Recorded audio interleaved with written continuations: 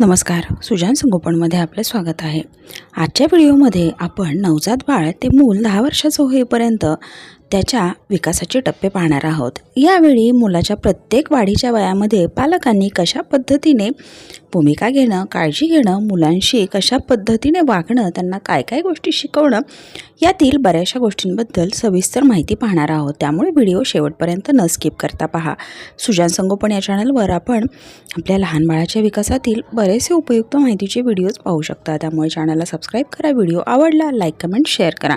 हे व्हिडिओ सविस्तररित्या पाहण्यासाठी एकदा चॅनलला नक्की भेट द्या। चला तर मग आपण आजच्या माहितीला सुरुवात करूया। प्रत्येक मूल वेगळं असतं, त्याच्या परीने ते स्वतः सर्वोत्तमही असतं। त्यामुळे एकमेकांमध्ये स्पर्धा किंवा बरोबरी अजिबात नसावी। परंतु सर्वसाधारणपणे बाळाची वाढ या प्रकारे असायला हवी, म्हणजे पालकांनाही गोष्टींचा अंदाज येईल। प्रत्येक वर्षानुसार लहान मुलांची वाढ त्या पद्धतीने नसेल तर आपल्याला लहानपणातच आवश्यक असणारे औषधोपचार थेरपी करून त्रास कमी करण्यासाठी मदत करता येईल। त्यामुळे आजच्या व्हिडिओमध्ये आपण नवजात बाळापासून मूल 10 वर्षाचं होईपर्यंत प्रत्येक वर्षी कोणकोणते माइलस्टोन शारीरिक आणि बौद्धिक विकास झाला पाहिजे याबद्दल माहिती पाहूया। अमुक तमुक बाळ हे शिकलं आहे आणि माझं बाळ आणखीन का बरं हे शिकत नाही, माझ्या बाळाला हे येतं त्याला ते आणखीन येत नाही, या गोष्टींची तुलना नसाव्या। कारण प्रत्येक मूल वेगळं असतं, त्यामुळे त्याची वाढ, होणारी डेव्हलपमेंट या देखील प्रत्येक बाजूने वेगवेगळ्या असू शकतात। त्यामुळे मुलांची एकमेकात तुलना करून कधीही त्याची वाढ योग्य आहे की नाही हे ठरवू नका। लहान मुलांच्या वाढीचे मुख्य 4 टप्पे पडतात। आता आपण त्याबद्दल माहिती पाहूया। जर आपलं मूल एखाद्या गोष्टीमध्ये जर सरस असेल आणि दुसऱ्या गोष्टीमध्ये मागे असेल तर तो त्याचा वाढीचाच एक टप्पा आहे, हे लक्षात घ्या। नवजात बाळ ते मूल 1 वर्षाचं होईपर्यंतची अवस्था। यात लहान बाळाला फक्त प्रेम, विश्वास हवा असतो। माझं पोट भरेल का, मला जवळ घेतील का, माझ्या मूलभूत गरजा पूर्ण होतील का, माझ्यासाठी कोणी थोडासा वेळ देईल का। त्यासाठी बाळाला त्याची जवळची व्यक्ती म्हणजे आई किंवा त्याची नियमित काळजी घेणारी व्यक्ती खूप प्रिय ठरते। नवजात बाळ ते मूल 1 वर्षाचं होईपर्यंत बाळाला कुठल्याही प्रकारे राग, स्वार्थ, लोभ या भावना समजत नाहीत आणि त्याच्यामध्ये आणखीन डेव्हलप झालेल्या नसतात। त्यामुळे बाळाला फक्त माया, प्रेम हवं असतं आणि ते पालकांनी देणं गरजेचं असतं। 1 ते 3 वर्ष या वयातील लहान मुलांना चालता येतं, बऱ्यापैकी बोलता येतं, त्यामुळे त्यांना त्यांच्या भावना व्यवस्थित स्पष्ट करणं सोपं झालेलं असतं। खेळण्याचा आवक वाढलेला असतो। या वयातील मुलांना स्वतःचं स्वातंत्र्य, इच्छा, कल्पना, प्रयोग यामध्ये नेहमीच काही ना काही आजमावायचं असतं। लहान मुलांच्या विकासातील ही एक नैसर्गिक गोष्ट आहे, अभिव्यक्ती आहे। त्यामुळे मुलांनी जर काही कारणासाठी हट्ट केला, आग्रह धरला तर तो पूर्ण करण्यासाठी पालकांनी मदत करणं गरजेचं असतं, कारण यातून लहान मूल बऱ्याच गोष्टी शिकतं। पालकांनीही यावेळी योग्य चूक बरोबर या गोष्टीसाठी ठाम पण लवचिक राहणं गरजेचं असतं।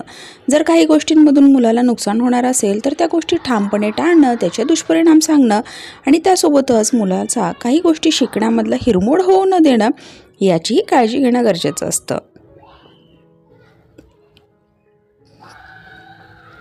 मुलांना या वयात कुतूहल असतं, त्याला प्रत्येक गोष्टीत विरोध करू नका।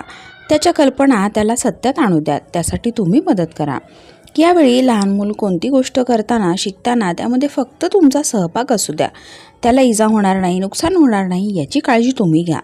काही गोष्टींमध्ये जर नुकसान झालं तर त्याला थोडीशी बगल द्या आणि मुलांना योग्य पर्याय द्या। पालकांना यावेळी खूप संयमी राहणं, सहनशील राहणं, मुलांना मदत करणं आणि त्याच्या बाजूने विचार करणं गरजेचं असतं। म्हणजे आपलं मूल त्याच्या अनुभवातून काही गोष्टी नक्की शिकेल आणि त्यातून धडा घेऊन पुढच्या वेळी ती गोष्ट आणखीन उत्तमरित्या करण्यासाठी प्रयत्न करेल। 3 ते 7 वर्ष या वयातील मुलं स्वतः लहान मोठ्या जबाबदारी पेलण्यासाठी सशक्त झालेली असतात। स्वतः पुढाकार घेऊन एखादं काम करण्यात त्यांचा कल असतो, ही खूप चांगली गोष्ट आहे। यात पालकांनी योग्य ती साथ, मार्गदर्शन करणं आणि मुलांना त्यांचे निर्णय घेऊ देणं, ते पूर्ण करण्यासाठी मदत करणं ही गोष्ट भावी आयुष्यासाठी खूप मदत करणारी ठरते। त्यामुळे मुलं जेव्हा एखादी गोष्ट स्वतः ठरवतील त्यावेळी ती योग्य पद्धतीने पूर्ण करण्यासाठी त्यांना नक्की प्रोत्साहन द्या। पालकांनी या वयातील मुलांना आज्ञाधारकता, नीटनेटकेपणा, वक्तशीरपणा, प्रेम, आदर या गोष्टींचे संस्कारही देणं त्यासाठी आग्रही राहणं गरजेचं असतं.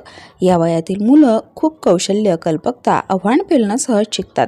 मुलांना या वयात स्वतःचं भविष्य कसं असावं याची कल्पना येते. पालकांनी जर या वयात त्यांना योग्य मार्गदर्शन व पोषक वातावरण दिलं तर त्यांचं भविष्य निश्चितच उज्ज्वल होण्यासाठी मदत होईल.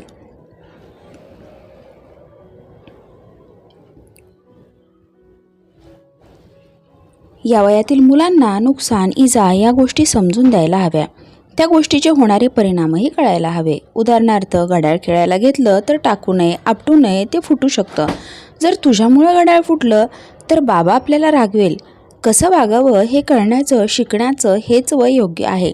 या वयात मुले उद्धट, निर्दयी होण्याची शक्यताही जास्त असते. म्हणून पालकांनी योग्य पण ठाम, त्यासोबतच प्रेमळ राहणं, शिस्तबद्ध राहणं आणि काही नियम काटेकोरपणे पाळण्यासाठी मुलांना प्रोत्साहन देणं गरजेचं असतं. मुले धाडसी होतात, परंतु त्यांना त्यांचे ध्येय व परिणाम ठरवता आले पाहिजेत. स्वतःची क्षमता ओळखून, स्वतःची काळजी घेऊन कोणतंही काम पूर्ण कसं करता येईल हे देखील या वयातील मुलांना आता शिकवायला हवं. 7 ते 12 वर्ष या वयातील मुलांना स्वतःची योग्यता व सुप्त गुण समजतात. या वयात मुलांना कामाची जबाबदारी टाका, पूर्ण करण्यासाठी प्रोत्साहन द्या, कौतुक करा. कोणतंही चांगलं काम करण्यासाठी मुलांना पाठिंबा द्या, योग्य ती मदत, दिशा देण्यासाठी प्रयत्न करा. आता मुलांना जास्त सामाजिक संपर्क असतो. मित्र, शाळा, शेजारी यांच्यासोबत राहताना त्यांच्याशी प्रेमाने, योग्य आदराने, आज्ञाधारकतेने, नीटनेटकेपणाने राहणं गरजेचं आहे हे शिकवा. काय योग्य, काय अयोग्य हे समजून घेणं, त्याप्रमाणे वागणं याचीही जाणीव आता या वयातील मुलांना असायला हवी. यश किंवा अपयश यापेक्षा प्रामाणिकपणाने प्रयत्न करण्यावर भर द्या. काम पूर्ण करण्यावर भर द्या. त्याच्या चुका किंवा अपयशावर बोट ठेवलं तर मुलांमध्ये न्यूनगंड तयार होतो. त्याच्यातून उद्यमशीलता व स्पर्धात्मक भावना संपते. त्यामुळे एखादी गोष्ट चुकली, नुकसान झालं तर पुढच्या वेळी आपण ते कसं टाळू शकतो हे शिकवण्यावर भर द्या. मुलांमध्ये न्यूनगंड आला की मुलं शिथिल होऊन जातात. नवीन काही करणं, पुढाकार घेणं, काम तडीस नेणं, नवीन उमेद नाहीशी होते. उदाहरणार्थ, गणित येत नाही, मग शिक्षक व मुले थट्टा करतात.